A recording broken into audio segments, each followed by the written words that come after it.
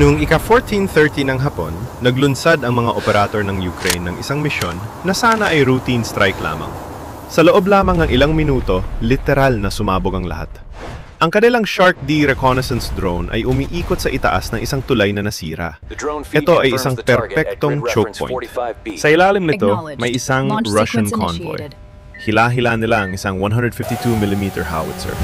Madaling target, hindi ba? Ngunit ang drone ay hindi na nangingisda. Ito na ang pinangangaso. Sa tuwing napapadala ng video ang drone pabalik sa mga operator nito, para itong sumisigaw ng narito ako sa electromagnetic spectrum. At ang mga Russian, meron silang nakikinig. Ang convoy ay gumagalaw sa bilis na 15 km paa patungo sa tulay. Ang Ukrainian strike team ay 4 km ang layo.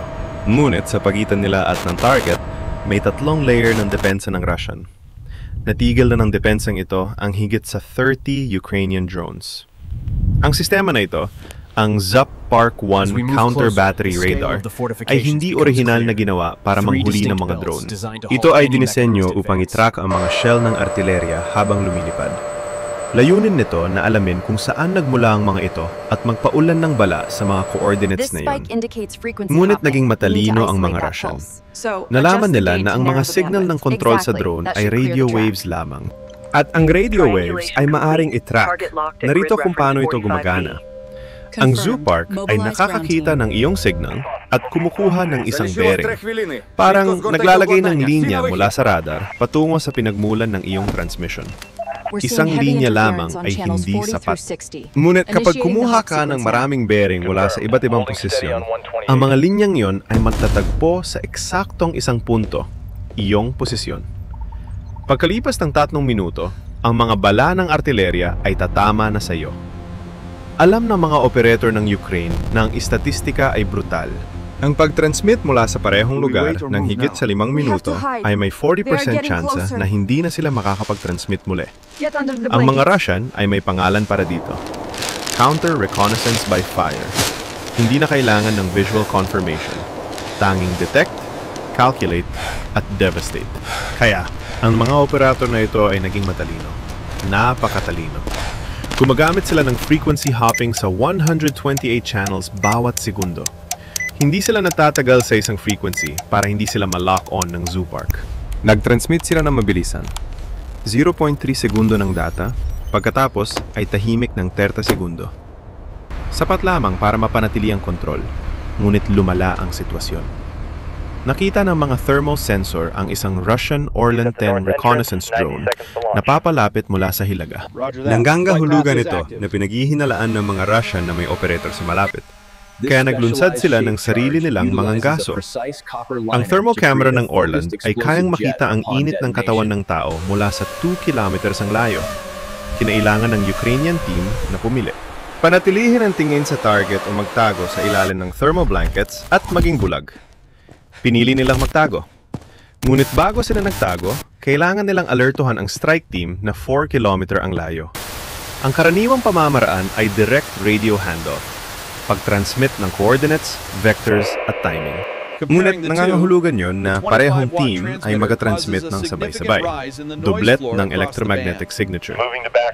Sa halip, gumawa sila ng isang henyong diskarte.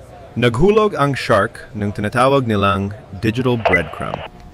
Ito ay isang maliit na encrypted packet sa 433 MHz, isang frequency na hindi sinusubaybayan ng mga Russian. Nandyan ang GPS coordinates, bilis ng convoy, kondisyon ng hangin, at optimal attack vector. Lahat ng kailangan ng strike team. Ang kabuuang oras ng transmission, 0.3 segundo. Masyadong maikli para ma-triangulate, masyadong encrypted para ma-decode, at nasa maling frequency para mapansin. Nakuha ng strike team ang packet. Ang convoy ay kalahati na ng tulay, gumagalaw sa bilis ng paglakad. Meron na lamang silang 10 minuto bago lumabas ang mga sasakyan sa choke point. Ngunit sa pagitan nila at ng target ay may 3 layer ng depensa. Ang unang layer ay napigilan na ang mahigit 30 Ukrainian drones. Pinagana ng FPV operator ang kanyang drone noong 1445. Ito ay may 7-inch carbon fiber frame at 2 kilograms na shaped charge. Ang baterya ay nagpapakita ng 16.8 volts, sapat para sa 7 minutong paglipad. Ang target ay 4 na minuto lamang ang layo. Dapat ay madali. Mali. Alam ng mga Russian na hindi mo kailangang barilin ang mga drone. Kailangan mo lamang putulin ang koneksyon sa pagitan ng piloto at ng drone. Walang koneksyon, walang kontrol. Walang kontrol, babagsak ang drone o babalik sa base. Mission failed. Ang unang 2 kilometro ay maayos. Ang Ukrainian drone ay lumilipad ng mababa sa 3 metro altitude. Gumagamit ito ng bawat linya ng puno at nasirang gusali para magtago. Ang video feed ay malinaw, 1080p sa 60 frames per second. Ngunit sa eksaktong 2 kilometro ang layo mula sa target, nagsimulang magiwalay ang imahe. May mga static lines sa screen. Bumagsak ang frame rate mula 60 patungong 30 at 15. Ang Russian Repellent 1 mobile jammer ay biglang umandar. Ang jammer ay parang isang microwave oven na nakabukas ang pinto. Ngunit sa halip na painitin ang pagkain, niluluto nito ang bawat drone frequency sa loob ng 500 metro. 400 watt ng purong electromagnetic chaos ang kumalat sa spectrum. Ang signal sa 2 kilometers ay 25 watts per square meter. Ang transmitter ng drone ay 25 milliwatts, para itong bumubulong sa gitna ng bagyo. Lumipat ng frequency ang operator patungong 433 MHz sa labas ng normal na jamming bands. May bumalik na signal. Magaspang, naantala, ngunit gumagana. Ang kalidad ng video ay parang flip phone noong 2005, 10 frames per second. Ngunit meron silang koneksyon. Sa 1.5 kilometer, nagsimunang mamatay ang backup frequency na yon. Hindi lang isang jammer ang ginagamit ng mga Russian. Gumamit sila ng layered defense. May mga press sa sasakyan, mga portable jammers sa mga trench bawat 200 metro. At malamang isang Pole 21 area denial system sa likod ng kanilang mga linya. 3 magkakaibang sistema, may overlapping coverage at iba't ibang frequency. Para itong isang electronic black hole. Ngunit hindi tulad ng black hole, may paraan palabas ang mga Ukrainian. Ang drone ay may AI module na sinanay sa 10,000 oras ng combat footage. Ito ay kayang kumilala ng mga sasakyan, mag-lock on, at i-guide ang sarili sa pagbangga. Ngunit kailangan itong makita ang target ng malinaw sa loob ng hindi bababa sa 2 segundo para mag-lock on. Ang lock range ay 400 metro lamang. Kinailangan ng drone na lumipad ng isa pang 1,100 metro sa electronic storm na yon ng bulag. Ginawa ng operator ang pagkalkula. Huling posisyon plus bilis ng convoy times lumipas na oras. Dapat ay nasa sentro ng tulay ang track. Lumipat siya sa dead reckoning. Walang video, puro instrument data lamang. Compass bearing 073 degrees. Altitude 3 meters. Speed, 45 kilometers per hour. Pinabagal niya ito para magtipid ng baterya habang lumilipad ng bulag. Ngunit, sa 3.2 kilometro, may nangyaring kahanga-hanga. Sa loob ng eksaktong isang frame, 1/60th ng isang segundo, nagbalik ang video. Ang tulay ay marahil 800 metro ang layo. Ang track ay eksaktong kung saan sinabi ng kalkulasyon. Pagkatapos ay nagbalik ang static. Ngunit ang isang frame na yon ay sapat na. Alam ng operator na siya ay nasa tamang direksyon. Isa pang 400 metro ng blind flight at maaring kunin na ng AI ang kontrol. Sa 3 kilometer, biglang nagbalik ang video ng napakalinaw. Sandali lamang. May gap sa jamming. Siguro ang Repellent 1 ay umiikot ng antenna array nito. O baka interference mula sa istruktura ng tulay. Hindi mahalaga. Ang mahalaga ay nakita ng operator sa loob ng 2 segundong iyon na may isang Russian interceptor drone na 20 metro sa itaas at nagda-dive na. Ang Russian interceptor ay bumababa ng 45 degrees, parang isang falcon na humahabol sa kalapate. Sinasabi ng simpleng physics na magiging masakit ito.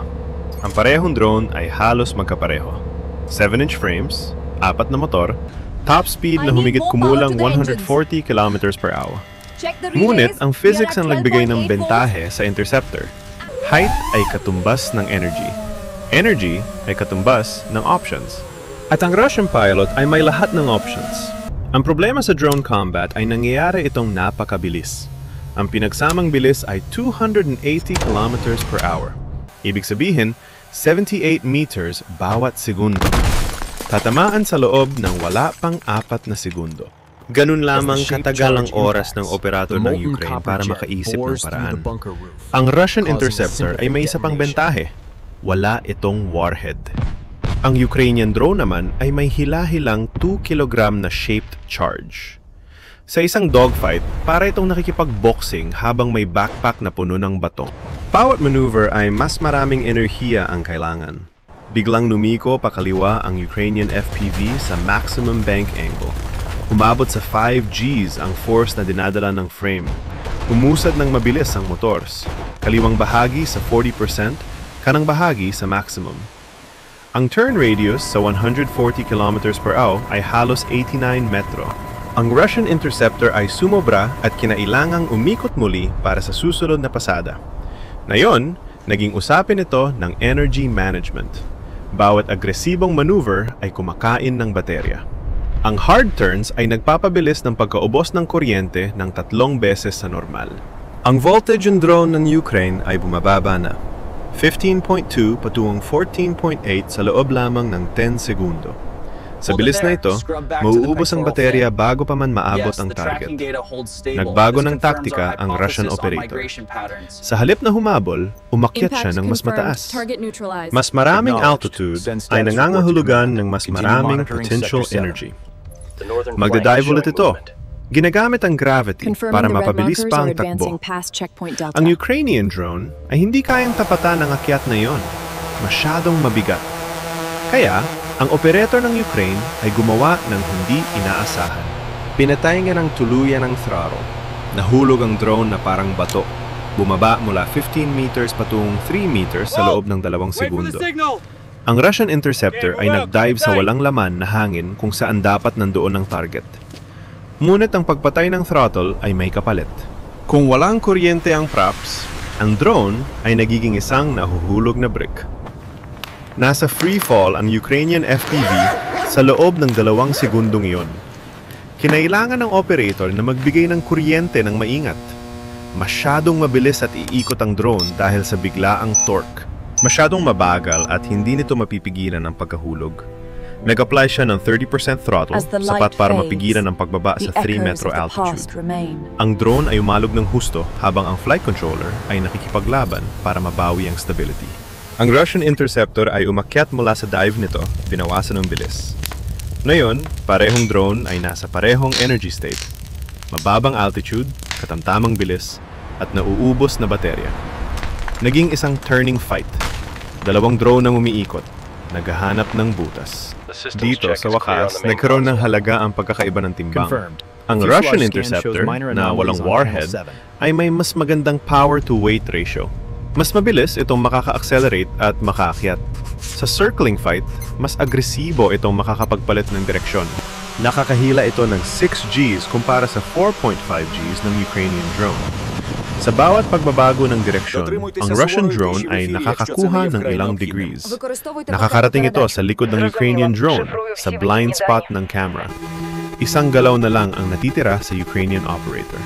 Isang bagay na sinanay nila, ngunit bihira gamitin. Isang vertical reversal. Full throttle patungo sa itaas. Umakyat ang drone sa bilis na 10 meters per second. Ipinagpalit ang lahat ng bilis pasulong para sa altitude. Sinubukan ng Russian Interceptor na sumunod, ngunit hindi inasahan ang susunod. Sa tuktok ng akyat, halos hindi gumagalaw ang Ukrainian drone, nakabitin sa hangin. Pinatay muli ng operator ang throttle at nag-apply ng full yaw. Umikot ang drone ng 180 degrees sa wala pang 1 segundo. Ang ilong nito ngayon ay nakaturo pababa sa Russian Interceptor na umaakyat. Sila ay magbabanggaan ng head-on. Ang Russian operator ay nakatuon sa pagbangga. Ito ang kanyang misyon. Ngunit sa huling segundo, nag-roll ng matindi pakanan ang Ukrainian operator habang nagda-dive. Ang Russian Interceptor na nakatuon sa banggaan ay hindi mabilis na nag-adjust. Dumaan ito sa walang laman na hangin, ilang metro lamang mula sa kinaroroonan ng Ukrainian drone. Sa oras na nakabawi ang Russian operator at nakita muli ang target, Ang Ukrainian drone ay naka-level out na sa 5 metro altitude at humaharurot patungo sa tulay. Ang buong engagement ay tumagal ng 18 segundo. Ginamit ng Ukrainian drone ang 30% ng baterya nito para lamang mabuhay. Ang voltage ay nasa 14.5 volts. 8% na lang ang natitirang kapasidad. Ang track ay 3/4 na ng tulay ngayon. Nakita ng operator ang 3 sundalong Russian na nakaposisyon na. Nakita nilang nakataas ang mga armas. Narinig nila ang dogfight. Alam na nila kung ano ang susunod na mangyayari. Noong 1449, lumabas ang Ukrainian FPV at hinarap ang pinakalumang depensa sa digmaan. Mga tao na may baril na alam kung saan eksakto titingnan. Nauna ang rifleman. Ang kanyang AK-74 ay kayang magpalabas ng 650 rounds bawat minuto.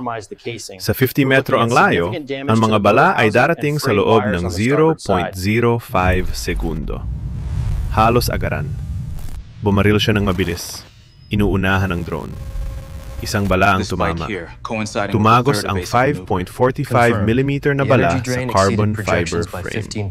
Naputol ang power leads sa likuran ng kaliwang motor. Agad na umusad patagilid ang drone.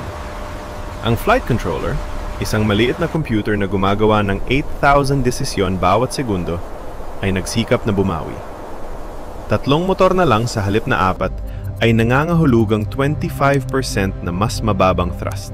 Ang drone ay nagsimulang gumalaw pakaliwa anuman ang gawin ng operator. Sa 35 metro, handa na ang unang shotgunner. Saiga 12 na puno ng buckshot. 65 tingga na pellets ang kakalat sa isang 15 metro ang lapad na ulap pagdating sa 30 metro. Ang drone ay gumagalaw sa 140 km/h. Tatawid ito sa ulap na yon sa wala pang kalahating segundo. Umalingaw-ngaw ang putok ng shotgun. Kinuha na ng probability ang kontrol. Karamihan sa mga pellets ay sumala, ngunit 2 ang tumama. Sinira ng isa ang kanang motor sa harap. Ang isa pa ay tumama sa baterya. Agad na nagsimulang bumaba ang voltage. 14.5 patungong 13.2 sa loob ng 2 segundo. Ngayon, ang drone ay nasa huling hininga na. 2 motor na lang sa 4. Bumaba ang bilis sa 80 km/h. Bumaba ang altitude. Ang AI ay nagsisikap na panatilihin ang target lock sa track. 20 metro ang layo, bumaril ang pangalawang shotgunner. Ngunit inirigtas ng physics ang drone. Sa 2 motor na nasira, hindi inaasahang bumaba ito ng 2 metro. Ang buckshot pattern ay dumaan sa itaas. Naghila ng isa pang bala ang sundalo. Ngunit ang drone ay dadaanan siya sa loob ng kalahating segundo. 15 metro. Ang pangatlong sundalo na nakaposisyon upang protektahan ang truck cab ay natuklasan na ang kanyang sandata ay hindi kayang bumaba ng sapat. Ang drone ay lumilipad sa 1.5 metro altitude, mas mababa sa kanyang minimum angle. Umatras siya, sinusubukang gumawa ng espasyo, ngunit natisod sa mga debris ng tulay. 10 metro. Ginawa ng AI ang huling pagkalkula nito. Gusto ng operator ang cab para sirain ang bala at pasabugin ang buong track. Nag-adjust ang algorithm. Ang battery voltage ay 12.8 volts, mas mababa sa minimum threshold. Ang thrust ay 40% at patuloy na bumababa. 5 metro. Ang magnetic proximity sensor ay nagarmas. Impact noong 14:49 at 47 segundo. Tumama ang drone sa bilis na 62 km/h. Mas mabagal kaysa sa optimal, ngunit sapat na. Ang copper jet ay tumagos mismo sa imbakan ng bala. Sabay-sabay na sumabog ang 8 152mm artillery shells. Ang pagsabog ay nagpataas sa track ng 2 metro. Ang tulay na nasira na ay nag-crack sa sobrang pressure. Ang track, ang artillery piece at lahat ay nahulog sa ilog sa ibaba. Ang Shark D reconnaissance drone na umiikot pa rin sa itaas ay naitala ang lahat sa high definition. Mga sundalong Russian na nakatingin sa kanilang nawasak na tawiran. Ang usok ay umakyat ng 200 metro sa impapawid. Ang pinakamalapit na kahaliling tulay ay 15 kilometers ang layo. Ito ang bagong realidad ng pakikidigma. Bawat sandali ay binabantayan at sa kung saan, laging may operator na may 7-inch drone na naghihintay ng tamang pagkakataon.